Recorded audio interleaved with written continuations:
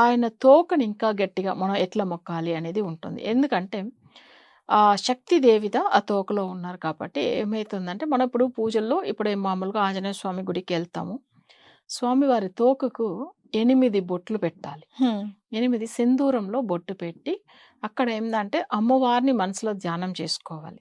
తర్వాత ఆంజనేయ స్వామికి తమలపాకులతో దండ వేయాలి. ఆ దండలో ఎట్లానంటే ఇప్పుడు మనం వచ్చి 108 తమలపాకునో తీసుకోవచ్చము. హ్మ్.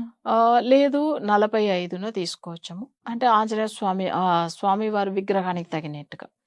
అది ఏందంటే ఒక్కొక్క తమలపాకులోని ఒక పెన్నుతోనో లేదా ఒక పెన్సిల్‌తోనో దాంట్లో ఈయనకు మేజర్ జాబ్ గురించంటే, ఆ జాబ్ గురించిన విషయాలు అక్కడ రాసి సో, దండలంతా ఆ ఆకులంతా రాసేయాలి. జస్ట్ 45 అంటే 45 లేదంటే 108 అంటే ఆ స్వామివారి విగ్రహానికి తగినట్టుగా.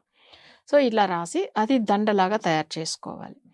చేసుకున్న తర్వాత ఒకరోజు శనివారం రోజు స్వామివారికి శనివారం ఉదయం 6-7 లోపల ఆ దండ వేసి సమర్పించేసి స్వామివారికి మెడలో వేసేసి, తర్వాత అమ్మవారికి బొట్టు పెట్టాలి. అమ్మవారంటే ఎవరు? తోకలో. హ్మ్. ఓకే. అంటే ఫస్ట్ అమ్మవారికిదా బొట్టు పెట్టాలి. తర్వాతదా తమలపాకు దండ వేయాలి. హ్మ్. ఎందుకంటే ఎక్కడ ఏ గుడికెళ్ళినా కానీ ఫస్ట్ అమ్మవారిని దర్శనం చేసుకొని వెళ్తేనే మంచిది. అంటే ఫస్ట్ ఫస్ట్ తోకని దర్శనం తోక చేసుకోవాలి. అక్కడ అమ్మవారైపోతుంది ఓకే. కదా! ఓకే. అందుకని శక్తి రూపం హ్మ్. అమ్మవారు.